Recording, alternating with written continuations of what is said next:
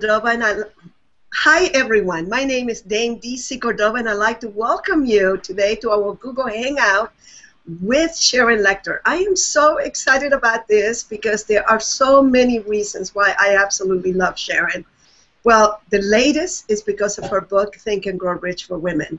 Of all the books that I've been included in, and I have been included in dozens and dozens, I have never felt so honored. And I have this book by me all the time now because I read this book, the original Think and Grow Rich book, probably in my early 20s.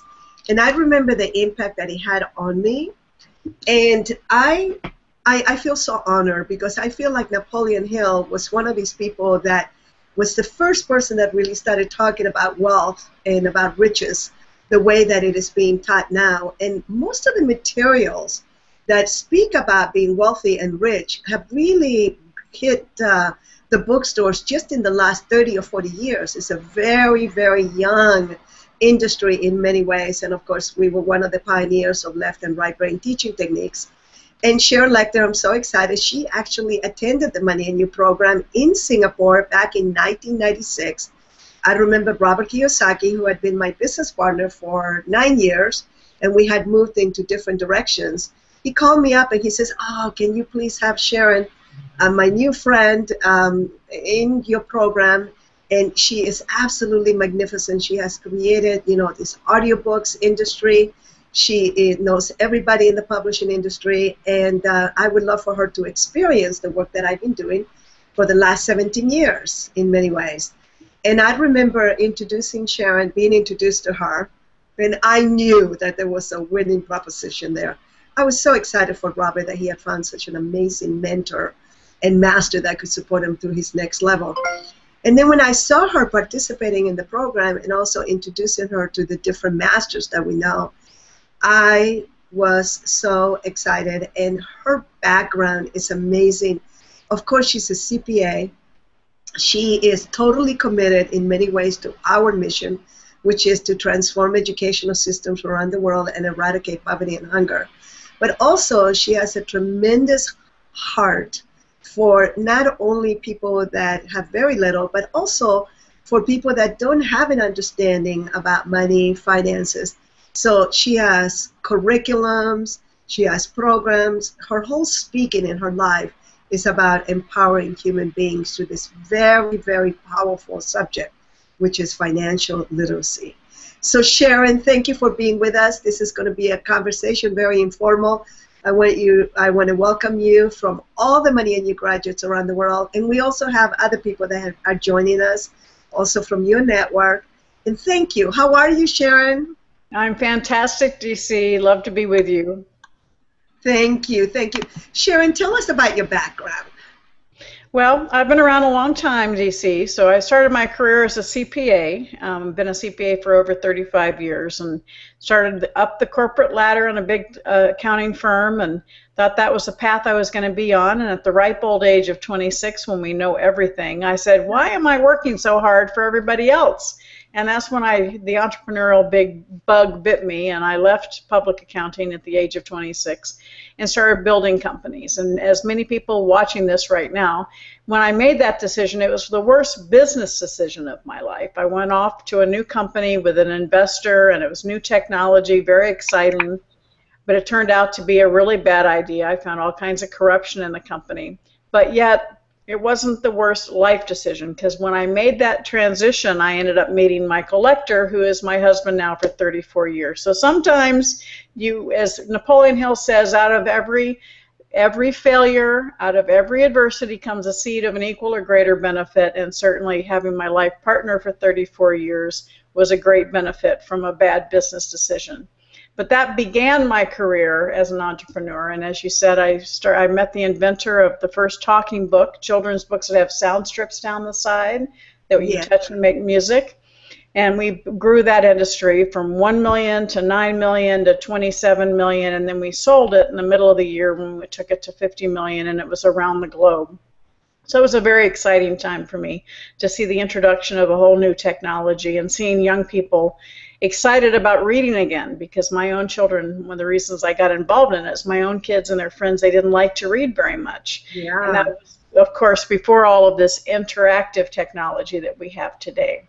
So that was, we sold that company, and that was the year we moved to Arizona, which was 1991. And then in 1992, our oldest son graduated from high school and went off to college. And he came home at Christmas time in December of 1992 and told us, you know, I really need your help, Mom and Dad. I got myself into $2,500 of credit card debt. We were pretty angry. I was angry at him, but I was primarily angry at myself because I thought I had taught him about money. And so it was December of 1992 when I really dedicated the rest of my career to financial education and financial literacy training, because I had taught him about money. It's just that he was with me when I used my credit cards. He just wasn't with me when I paid them off every month. Wow. So he got enticed by all this marketing messaging of free pizza, free money, free t-shirt, free money on college campuses. And I knew we had to do something to educate our young people. And so that's really when I started my career with financial literacy. Fast forward a few years, 1996 when I met you, and I had met Robert through my husband. My husband was the one who wrote the original patents for the cash flow game, and that's how I met Robert. And then that was a 10-year relationship, and at the end of that, when I decided to leave the Rich Dad Company, is when I met, had known the Napoleon Hill Foundation folks for a while, and they asked me to step in and help reignite the incredible lessons of Napoleon Hill. And so, in addition to my own company, which is Pay Your Family First, my last 3 books have been with the Napoleon Hill Foundation, and that kind of brings you up to Think and Grow Rich for Women. Wow, and I have to tell you, I feel like I'm reading a whole new book. I remember Think and Grow Rich pretty well. The 2 major lessons that I loved was about masterminds, and I have been in a mastermind since I was 26 years old. I was just thinking, I've never been out of a mastermind, maybe for a few months, but I have always been part of a mastermind, and I always have a mentor. I always have a mentor. I have had someone that works with me, gives me feedback, and, just kind of like a mirror for me. And there are so many amazing principles, but I feel like I'm reading a whole new book. I love the statistics that you have about women in the book, and you have done a lot of really good work. I mean, you could have a PhD on this. You've done a lot of research, and I'm so excited for you. But did you change a lot of the material? Did you expand on it? Can you share about this book? Because it's so powerful, and I know that when we read a book again, that we'd read it from the place that we are at the time, but it feels like a very expanded version. Can you share about that? Certainly. Well, Think and Grow Rich was originally published in 1937, and at that time, all the titans of business were men. But I really resisted doing a book for women because I felt the steps to success were the same. And in the last few years, I came to realize that even though the steps to success are the same for men and women, we approach them very differently. And so when I had the opportunity to write Think and Grow Rich for Women, then my first issue was to honor Napoleon Hill. I didn't want to say he was wrong, listen to me, because the concepts of Think and Grow Rich are still very accurate, because it wasn't one man's philosophy. And as you know, DC, you talk about mastermind, he interviewed 500 of the most successful people. So the power of the steps of success in Think and Grow Rich is because it's the synthesis of interviewing all of the most successful people of his time. And that's why that book is so powerful yet today. But I wanted to look at those steps of success from the eyes of successful women, because I wanted to contrast how we approach those steps differently. So I follow exactly the same chapter outline as the original book. So I start off with a synopsis of his philosophy. Then I look at that philosophy through the eyes of women who've created success and significance in their lives using that philosophy. So as a reader, you may really not relate to one story, but the next one is right between the eyes that you say, oh, that could be me. And then I talk about how I've utilized each principle in my own path, in my own journey. And then I end each chapter with what I call the Sisterhood Mastermind, which is quotes from women of history, powerful women today. And then at the end of each chapter, I bring it right back to the reader to try and bring that power right back to where it needs to be. And I have an Ask Yourself section. I ask you as the reader, how have you already applied this principle in your life? Own that. Own your success. And then what are some things that you can do today, tomorrow, next week to reignite that principle in your own journey to success? And in doing it, it was really unbelievably fun to talk to all of these women, to do the research, and to really bring into focus the incredible power that women have that often we don't use. So highlight that power and highlight how you can turn something that you may lack some self-confidence. How can you turn that from a lack of self-confidence into a position of power? And that was my whole journey, changing the dialogue from women complaining and criticizing each other to one where we celebrate each other.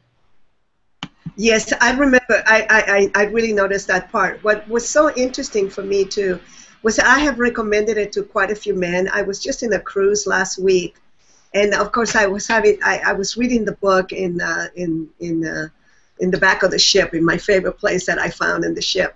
And then I took it to class with me. We were in a mastermind, actually, with a group about, asset protection and global financial matters. Wow, that was really fascinating.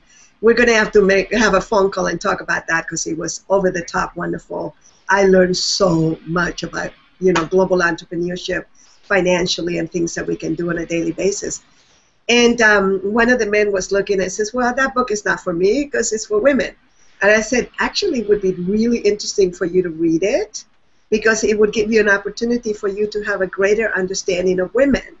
Mm-hmm. And he was fascinated by that, because he is very successful, and he's surrounded by women.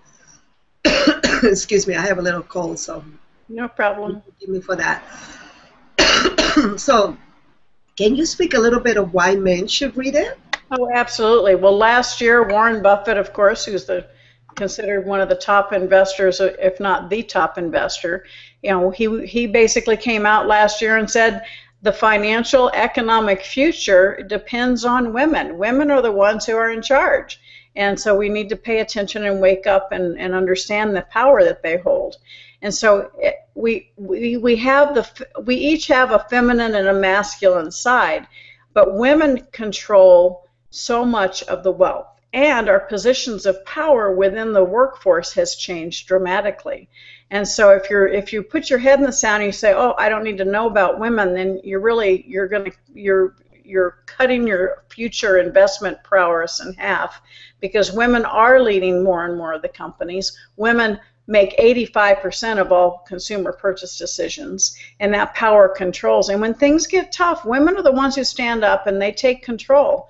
And so it's very important that we understand the power that women have, not only today already, but in the future. In the next 40 years, women are basically going to take over 70% of all personal wealth. $30 trillion is going to come into women's hands. So we as women have a responsibility to educate ourselves and to understand how to control that money and how to properly employ it and utilize it. But all the men out there need to understand the changes that women are going through and understand the power that women hold, so that they can understand that it's men and women working together where we'll get the greatest economic return. And that's the other thing about this book. It is not a women's liber book at all. I celebrate men. I love men. And when I talk about, for instance, there's a criticism that only 16.9% of board of directors seats in the United States are held by women. And that's, does it need to be more? Of course it does. But let's not highlight the negative. Let's let these all-male boards know the real stats. Catalyst came out with a stat that said boards that have 3 or 4 more women on the board outperform companies with male-only boards by up to 66%. So let's celebrate that and make sure that we let these all-male boards know that, because their power and their goal is to increase their bottom line. When they see it in facts and figures, they're going to come to the table and say, we need to improve our bottom line. We need some women at the table, because it's taking the brilliance of women and the brilliance of men together, because we think very differently. Men are very strategic, they're very decisive, they tend to think in one side of their brain, and women tend to go back and forth all over the place, and we're bigger problem solvers. We see the bigger picture. And so by bringing those facilities together, you end up with the greatest opportunity for success.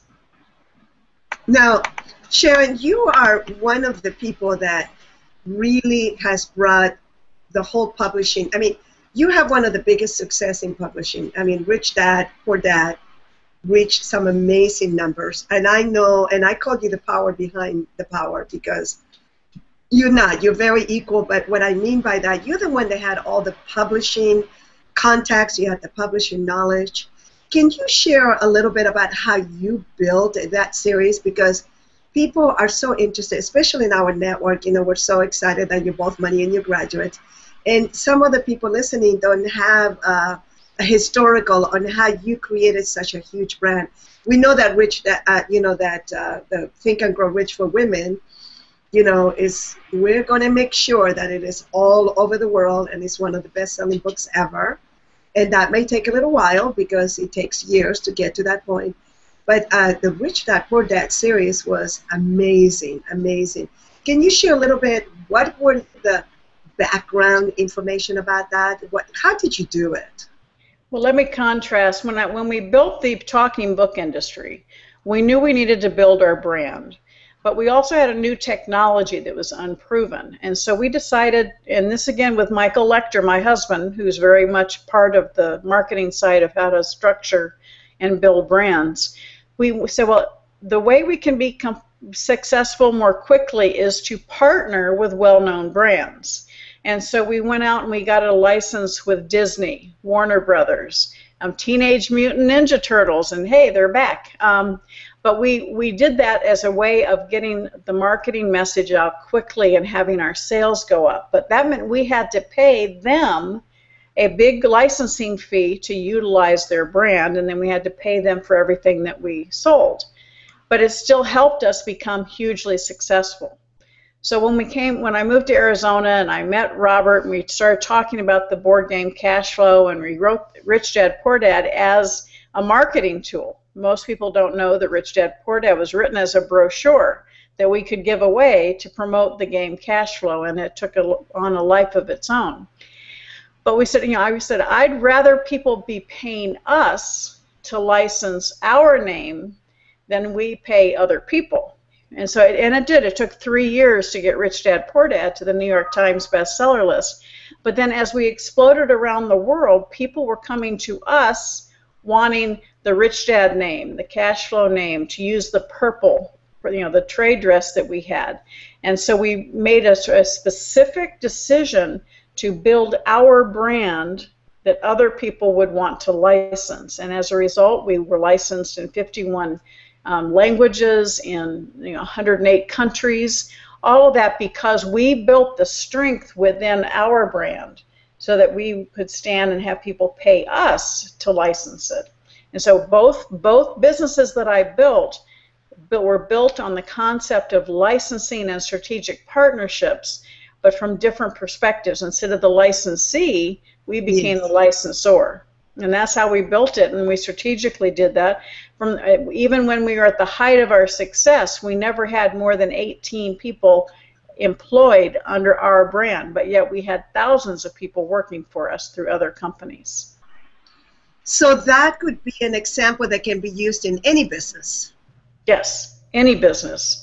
That's right, and that really is the way to build business of the future. It's strategic partnerships, strategic alliances, and licensing. You and I working together, we aren't in the same company, but we can use your company and my company working together for the greater good. And that strategic partnership is in essence a form of a license. You want to have a nice solid agreement between you, but that licensing is a way for you to speed to market. Because if you want to go into a specific area, rather than you trying to find boots on the ground and build an infrastructure, you go find someone in that area that's already successful and they're doing what you want to do, and you align with them and have them license your technology or your information, and then they've already got the infrastructure built, and so that you can grow very quickly and aggressively in new markets by licensing with people that are already there. Okay, so you're now moving into what we call Money and You lessons. As you recall, we have the business success model in Money and You, You know, we learn from masters, we create a niche, we leverage that niche through an aligned team, then we create synergy and we have results. Do you remember the business success model by any chance? Yes, yes. And leverage, of course, is a huge issue. Leverage through licensing. So you're leveraging other people's money, you're leveraging other people's resources by creating a licensing association with them. And the royalty that comes back to you can become passive income. And everybody loves passive income because they're the ones doing all the work, but you're getting income from it. So that takes us to one of my favorite words, which is the word royalties, right? And so can you share with the audience around the world a few more business lessons so that they can, you know, I can hear people right now just saying, well, I cannot license my product or services. Is there like a top 3 or 5 lessons in business that, aside from what you just shared, that anyone in any industry can use in order for them to become successful? Well, I think you need to build your reputation, number one. Nobody's going to want to license what you have if they don't know who you are. So it's very important to focus on becoming a master in your own field and build your own credibility, and that's important. And to maintain your reputation, make sure that you are diligent about what's happening to you. If you don't have a Google alert that every time your name or your company name comes up, you find out about it, that's the first step. You need to understand and manage your own reputation. And then building your platform and your business, your content or your technology or whatever the thing is that you're building, make sure you have protected it and protected the systems around how you build it, and make sure you build in that quality control that will make sure that your reputation remains intact. All that must happen before you start giving that control to someone else. And then making sure you have the right written agreement with somebody if you're going to license or you're going to do a strategic partner. I often say you have to plan the divorce before you get married, because you want to make sure you put very clearly in writing what the expectations are. For instance, when I did the deal with Warner Books on Rich Dad, it was me in a room with 30 people around the board table. So I was the little guy against the big guy. And I had to make sure that I built in all the things that were important to me as a company, because I would still be in that chair in a few years, but would they? And I wanted to make sure I built in the quality control issues, I built in reporting requirements, the fact that I had input into our marketing plans on a regular basis, and the fact that I would make sure that there was a limited time to the agreement. And then I delineated the things that would give me the ability to terminate that agreement if they did not carry their weight and follow through on quality.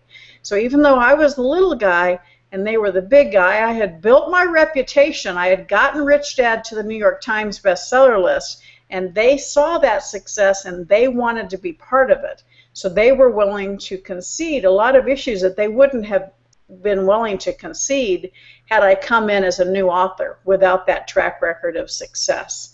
So build your reputation, build some success, make sure you've protected your success, protected your product, and then go and make sure you have a good, clear, concise written agreement that allows you to maintain control of what you've built.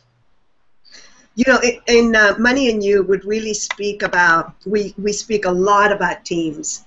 And for me, because I was a court reporter and I was going to grow up to be an attorney, I saw that most cases in court, civil cases, had to do with the exit agreement, which you just covered.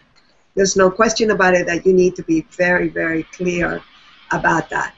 I also noticed that people had the most successful people had powerful teams.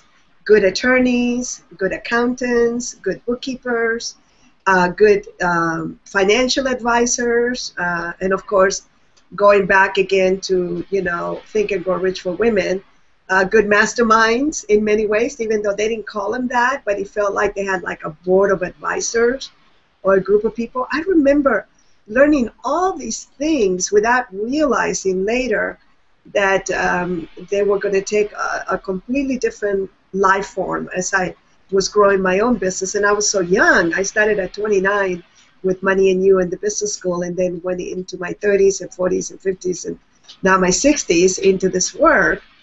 And there were some, but I remember team was so important. Can you just share a little bit about how you develop, how does it work for you to have a very powerful, aligned team that works with you? And by the way, I'm going to go off camera for just a minute just to grab some water, but I can hear every word you say.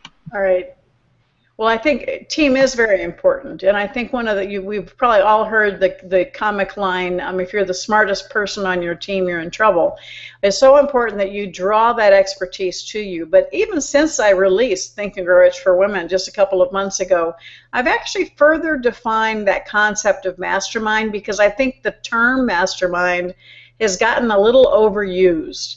You hear brainstorm, skunk work. So I've kind of further defined into 4 areas of mastermind teams. And I talk about the peer mastermind. Now, I belong to a group called Women Presence Organization, and we're all from different companies, but we're peer-to-peer. That peer-to-peer mastermind is so important, because when you're the president of your own company, it can be lonely at the top. And so when we get together, we've been the same group of women for 15 years, and when one person comes to the table with their trouble, everything else stops, and we focus on that woman's trouble. And more than likely, at least 3 or 4 of us at the table have had something similar happen to us, so we can address what worked for us, and sometimes, more importantly, what we did that didn't work for us. And so it's that peer-to-peer mastermind is very important. The second kind of mastermind, which you just talked about, DC, is what I call your partner mastermind. You have your advisors that are your finance advisors, your legal advisors, your mentors, people within the industry experts, and that is working on your business. So you have a mastermind working on your business, looking at where your strategic vision is, making sure you are still focused on your ultimate vision and mission, and you're bringing in those industry leaders that basically help open doors for you or help pave the way for you, and your legal and finance team making sure that you've got the ship steered and it's going in the right direction.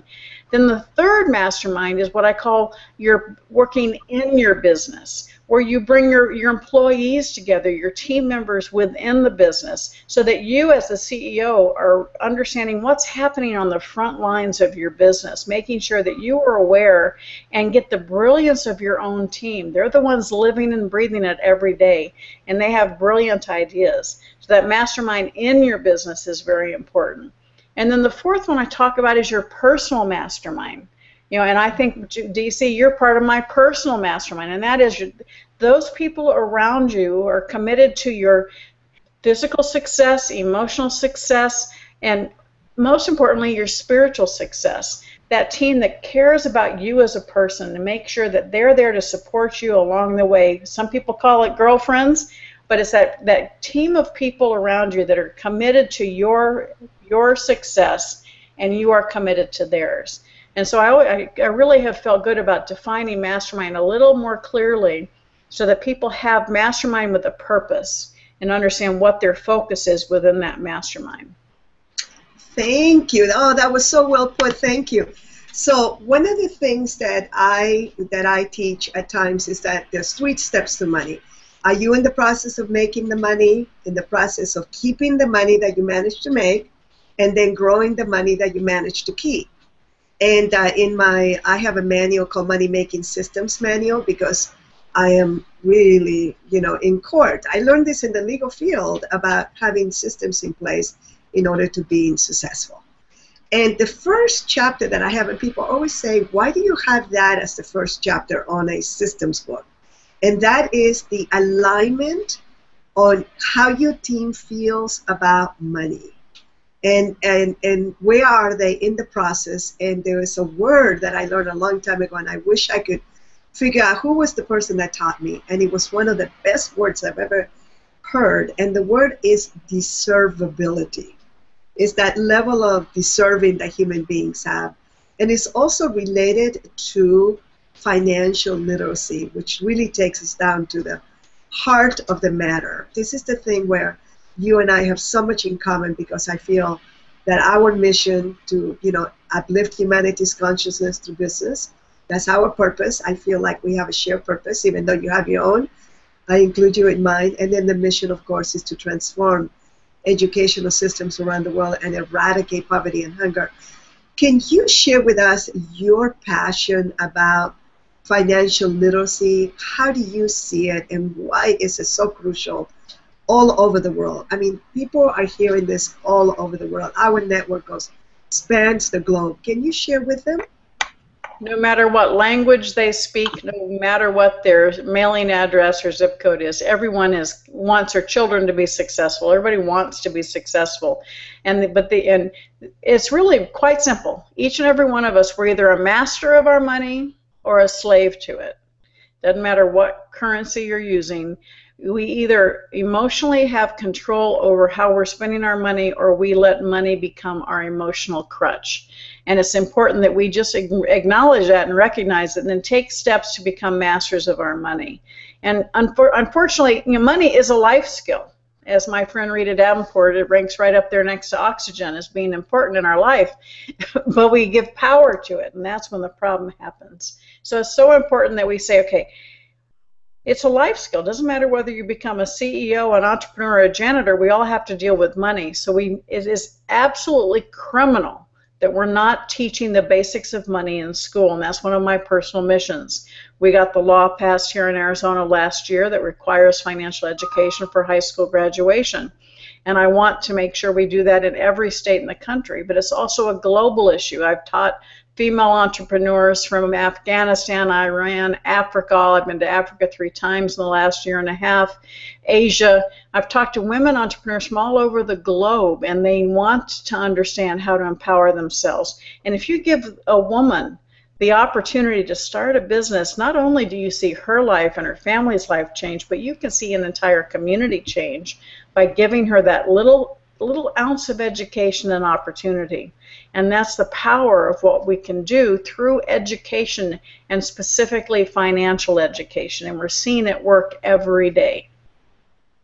What are some of the key things about financial literacy that a high school student or someone that's just coming into money, so to speak, needs to know? Well, each and every one of us is the CEO of our own lives. And we live in a society where a lot of people want to be victims, and they want to lay blame to everybody else. And it's so important that we take responsibility for our own lives.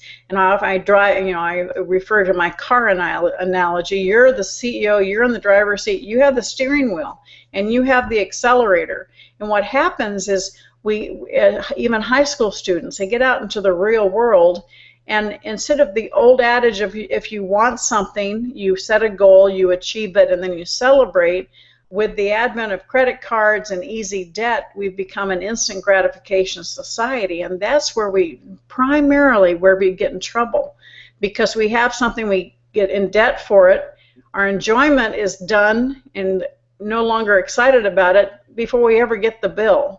And so we are literally driving ourselves deeper into debt every day. And that's the cycle that we need to break so dramatically, because if we can get back even to parents with your children, just get them to set a goal. I call it little wins. Little wins can change the world and create big wins.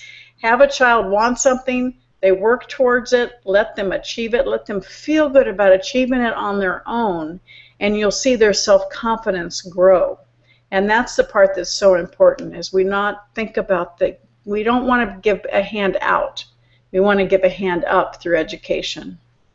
Absolutely. Now, Sharon, tell us real quickly where people can continue learning with you. We're not finishing the interview. I just want to know, where can people find out more about you? Well, please join me. You can get to me on Facebook, Twitter, Sharon Lechter, Lechter, and please visit my website, SharonLechter.com. Again, it's SharonLechter.com. I have a lot of free materials on the website for you. And I just invite you to take control of your own financial life, and let us help you. Let us provide you the materials that you need, not only as an individual, but as a business owner, as an entrepreneur, or as a parent or an interested adult. Because we have lots of programs that are available to teach you young people about how to start a business or how to take your business to the next level. And we'd love to support you in achieving your success, because it comes back to what you said, DC. I used to have an old partner who will remain nameless, who would stand on stage and say, "You either sell or you suck," and I hate that word. And I realized that was a defining difference between he and I. And so it helped me understand that I do believe you either sell or you serve. And when you focus on service, you build a relationship. When you focus on selling, it's a transaction. And I'd much rather have a relationship with people than be in a transaction with people. Yes, yes. I tell you, it's so fascinating because I get a little bit emotional around you, Sharon, because you have helped me so much. And one of the reasons you have helped me is because you empower someone that I worked with for 17 years. Of course, that's Robert Kiyosaki, and Kim Kiyosaki, his wife, of many years. As a matter of fact, they got married 2 days after my birthday. I wanted them to get married on my birthday, but the Saturday fell on July. It was November 16th. We had to have it 2 days later. I was best girl at their wedding. And one of the things that he and I dreamed about very, very early in our friendship and our business was that we would get these principles out to as many people as possible. And I am so moved by you because I feel like you were the one that so empowered someone and that could fulfill and in many ways leverage my vision, my mission. It's like my work in, Rich Dad, Poor Dad, for whatever reason that book was written, in many ways was also based on the principle of Buckminster Fuller. I know you learned it in another place, and we learned it from Buckminster Fuller, which is like our traditional education does not prepare us for the world. It doesn't prepare people to think for themselves, to being successful, and therefore it needed to be, go through a whole transformation, what we call transformation. Buckminster Fuller called it something else. Now, the game cash flow was based on our, in many ways, on our technology of experiential learning. And I so love that game. I still do. And I just wanted to ask you more about experiential learning from you. You attended Money and You've seen the work that we have done all over the world. And of course, that's why we've been around for 35 years and we're huge in the Chinese world because people need to learn very quickly there. In China, we have so many what I call accidental millionaires. They don't even know how they made their money, and then they don't know how to keep it and how to grow it. But how do you see education? How do you see experiential education? How was it that you were able to really take this work at such a big level because of its power? Can you share a little bit about that? Well, there was a scientist back in 1968 who came up with something called the learning cone. And the learning cone talks about how you retain knowledge. And at the very top of the list is doing the real thing. Obviously, if you do something, you're going to learn how to do it right and sometimes how to do it wrong. But the next level is through simulating that. And reading about it is at the very bottom. Because what happens when you read a textbook, you have the book, you read it, it goes to your eye, to your brain. It's like a linear traveling. And when you write a book, like we wrote all the Rich Dad books and all of my books since then with the Napoleon Hill Foundation, I write in stories and in parables. And so what happens is you're reading the word, but you're involving the heart. And when you involve the heart, then it imprints. And when you can involve the emotions and understand how you can relate to it, then it's something that stays with you forever. So yes, the cash flow game was very experiential, but everything I write is also experiential. My audiobooks for kids, to get them back into reading books, was experiential because they could be involved and be interactive and have music coming out of it. So my life has been dedicated to experiential education for children and for adults because it's so important. The way that you can truly learn forever is to put yourself in that experience and experience not necessarily all positive things either, but you're going to learn from the mistakes that you make. And experiential knowledge on a game basis, whether it be the cash flow game, or now I have my game called Thrive Time for Teens, which was designed again to teach young people that they're making the decisions, and their decisions, whether it be about how they spend their money or how they spend their time, that the decisions they make are going to drive them to success or not. It's so important that they understand it's not what decision they make, it's the fact that they're making the decision and they're owning the decision they're making. And that's the, no matter what age we are, we all have to stand accountable for what we're doing and be responsible.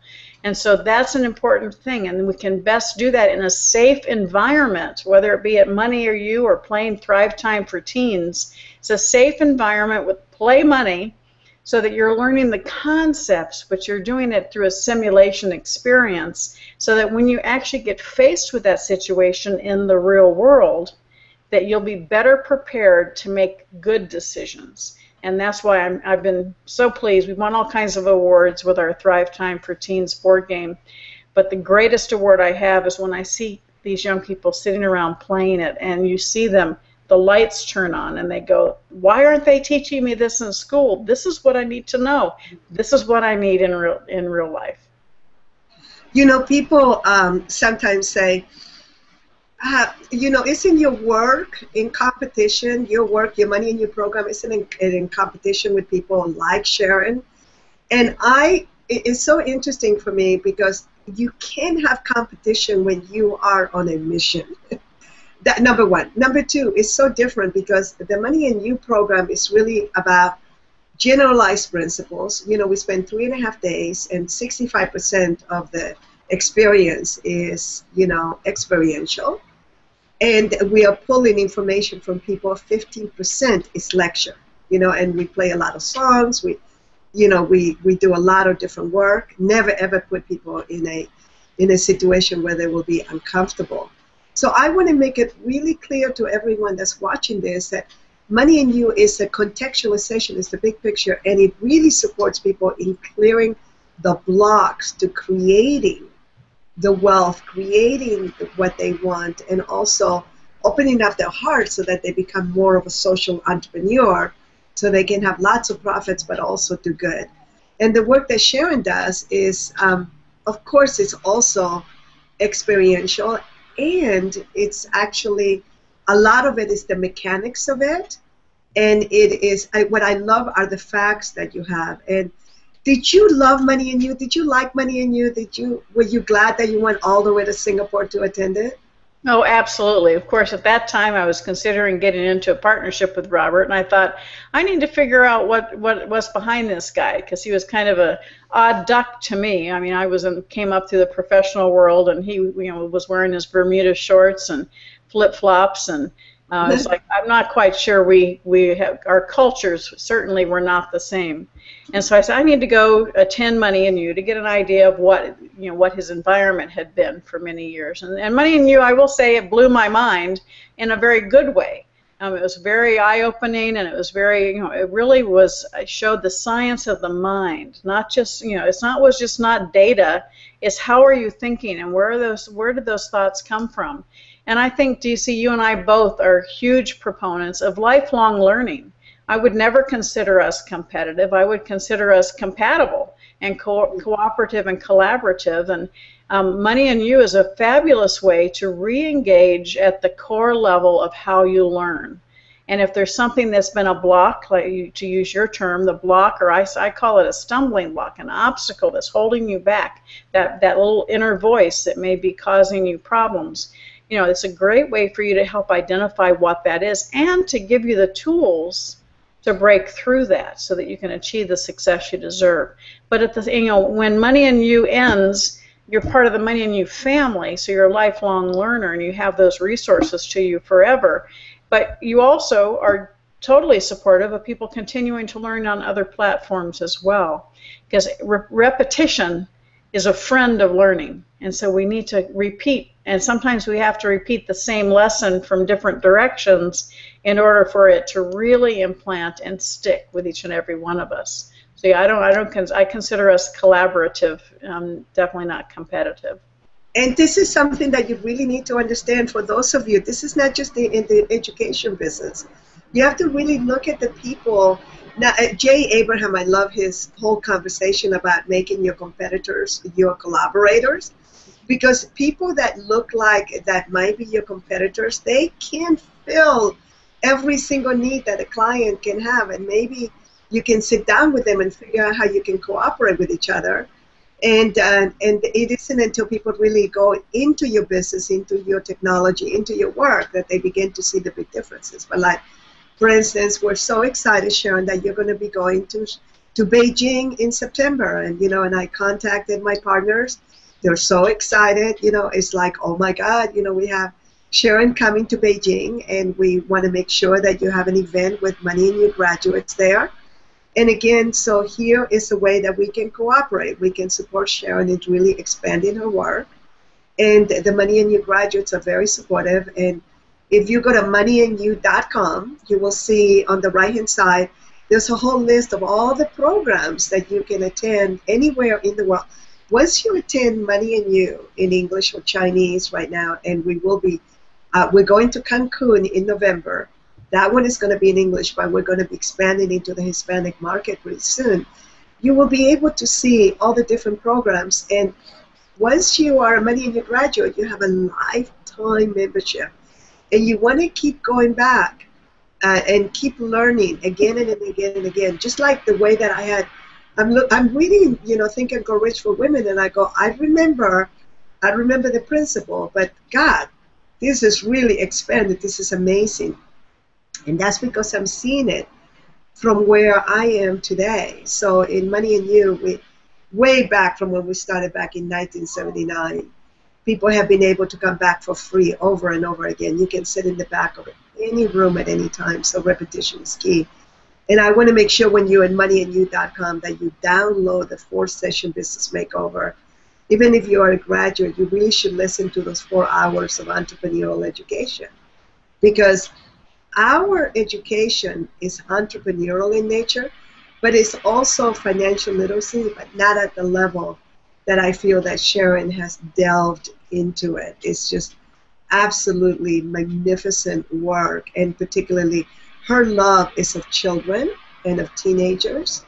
And this is, she's a mom, and so it's really important for you to look around and at your families and make sure that they're being educated, because we were just talking about, I have many godchildren, and we were just talking about it with my comadre, that we call, which means co-mother in Spanish.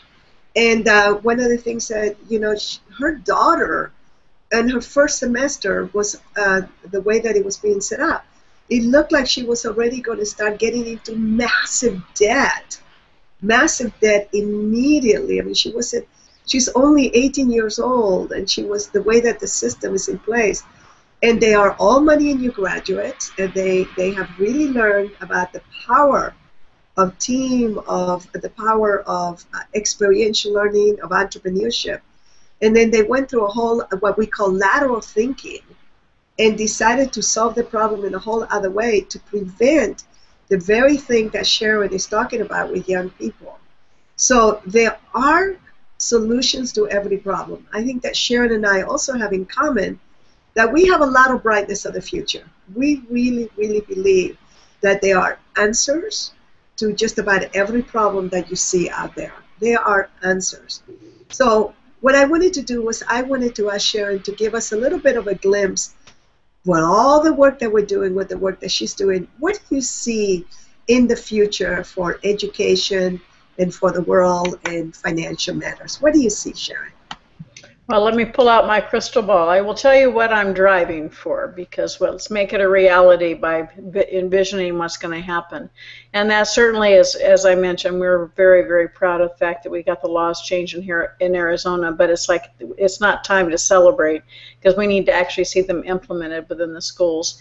And we need to see that taken to every other school. When I served on President Bush's council and President Obama's, we really wanted to make it a change at the federal level, but we kept getting brick walls. So again, I had to bring it back to the state level. So again, we still want to go from the bottom up and get parents and people involved to start demanding for this financial education. Entrepreneurship is what got us out of the Great Depression. Entrepreneurship is what's going to put us back on the map, and we're seeing it time and time again. Entire villages in Africa are being turned around because young women are being given a small loan so that they can start creating crafts. They're put into masterminds so that they can work together, and it's impacting and growing entire communities. So the proof is there. We see that it's happening. We see it can happen, and we need to enable more of that, and we need to energize and ignite that entrepreneurial spirit. So yes, I am very optimistic. We as a country need to demand that we continue giving our free enterprise and free market so that in America we can keep that, but it's also globally. We need to hold hands and not be territorial and work together on a global basis to create change and to create opportunity, because it's never been easier with the internet, with the online opportunities for a small entrepreneur to become a large entrepreneur, because they're having the right messaging to the right market with the right systems. I want to bring back that word that you said, because systems is what makes a difference between owning your own job and having a business. The system is what duplicates without you having to be there turning the clock. So it's very important that your business is built on duplicable, sustainable systems that will continue powering and being the engine, the economic engine in your business. Thank you. You know, that reminds me, I was just in Europe, and I was in 4 countries that have no poverty. The last country was Copenhagen, the city of Copenhagen in Denmark. And this is a totally, in many ways, a green city. I mean, there were so many bicycles. People were so pretty, so in shape. I know that they paid really high taxes, and the taxes actually go to the people. It's like for all these benefits.